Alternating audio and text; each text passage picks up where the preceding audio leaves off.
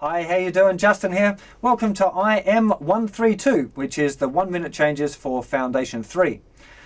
In this series of chord changes, we're going to be timing ourselves for a minute, trying to do the chord changes as fast as we can between the E major and minor bar chord shapes and the A shape major chords.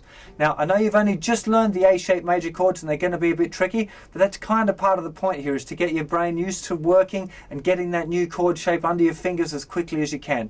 We're not aiming for perfection here, of course, so if the B string's not quite ringing out perfectly, then it's, you can kind of live with it for a little while.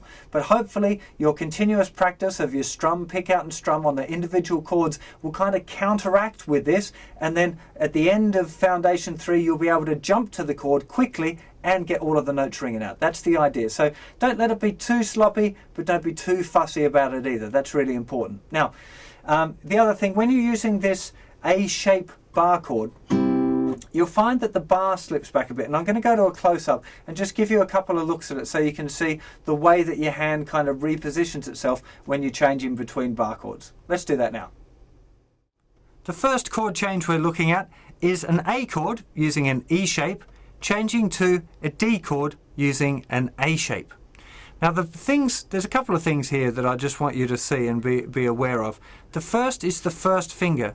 Now you can see that the first finger is changing from covering all strings and being quite close to the bar all the way along to the D chord, where it's kind of angling out a little bit. It's because it's not functioning as a bar anymore. It doesn't need to be right along next to the bar all the time because it's only hitting that one note, remember. Third finger is covering the little bar and the thinner string is muted.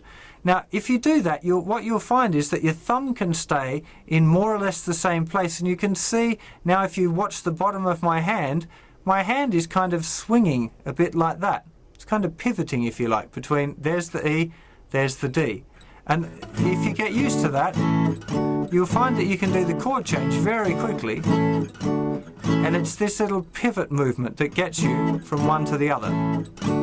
You'll also notice here that the third finger is going from there, and it just kind of, little finger gets out of the way, third finger slides across, and then it's already in place. Sometimes it's got a bit of an angle on it as well because of the way our hand is moving. There's a slight angle of the third finger. Don't make it too much, that would be bad, because it still has to, the closer to the fret on the second string, the more likely you're going to have to get a good note out of it. So it should be kind of square, but it can be a little bit angled in order to facilitate getting a nice fast chord change.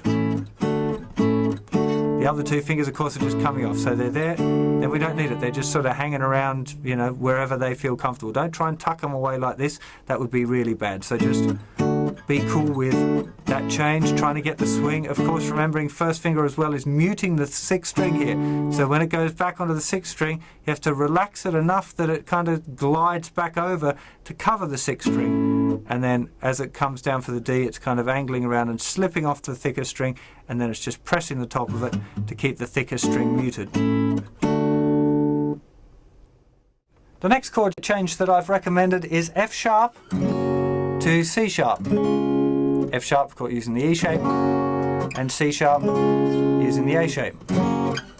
Now the trick here with this one is getting the jump, and I always think of leading here with my third finger. So when I'm on here, I'm already thinking where my third finger will go, and I'm hoping my first finger is going to follow, rather than trying to lead with the bar. A lot of you have probably got into the habit of looking where your bar will go and then putting the shape down, which is generally fine, but remember the bar now is with the third finger. So I find it helpful to look at the third finger, where the third finger is going to lead.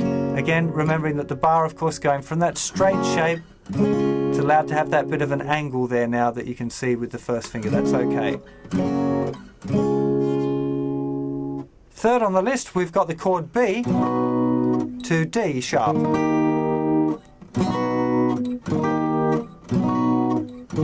This is an interesting one because you'll find that your thumb has to jump backwards, and it's always more difficult to jump backwards with your thumb. So be aware of what your thumb's doing there. It's a little bit like the bar chord movement that we talked about earlier on, where we're playing the chord relax, shifting, and then with the chords changing, then pressing again. So actually most of the fingers are not really coming off the strings. It's not like when we're doing changes to open chords where they all come off and reform the new chord shape. That we're kind of trying to keep them in contact with the strings as much as we can. It'll help you keep your finger movement to a minimum as well if you're doing that, and it'll also help you be able to keep the strings muted.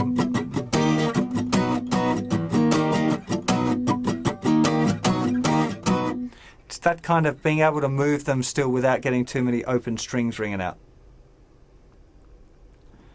The third chord change we're looking at is G minor to C. Nothing particularly difficult about that. It's just keeping the second finger out of the way. Nothing really too difficult there. If you can do G to C, then G minor to C shouldn't be too much more difficult, other than the fact that with your G minor, you're going to have that little bit of extra pressure on the bar. And the last one of the series, we have here an A flat minor to an E, which is a lot further up the neck. It's quite an odd change. It's just a big jump really, this one. So again, thinking about leading with the third finger when you're making the change, thinking of the bar, making sure it's going on its side. So from the E, as we're moving back, we're thinking of getting that first finger on the side, nicely positioned, trying to keep the first finger at least in contact with the strings all the time. Actually, just looking at it now, it seems my third finger is staying in contact with all of the strings as well. So you can try that if you like. I wouldn't be too convinced that that's exactly the method everyone should do it, but just exactly what I'm doing now is a really good thing to be doing before you start pressurizing yourself with officially 1 minute changes. Just trying to get the chord change, moving it, watching how your hand's moving, really good idea. Well, there you have your 1 minute changes for Foundation 3. Please remember that if you find any particularly easy, to drop them and exchange them for ones that you find really hard, because you should always be now practicing the things that you find the hardest. Always practice what you can't do, don't practice what you can. Get your timer out, work on them as quickly as you can. Remember, as I said before, be fussy but not too fussy about the quality of the chord, because you've got your chord practice that you should be doing separately, which will work with this to give you hopefully a fast, good chord change by the end of it. Have fun with that. I'll see you for another lesson sometime very soon. Take care, bye-bye.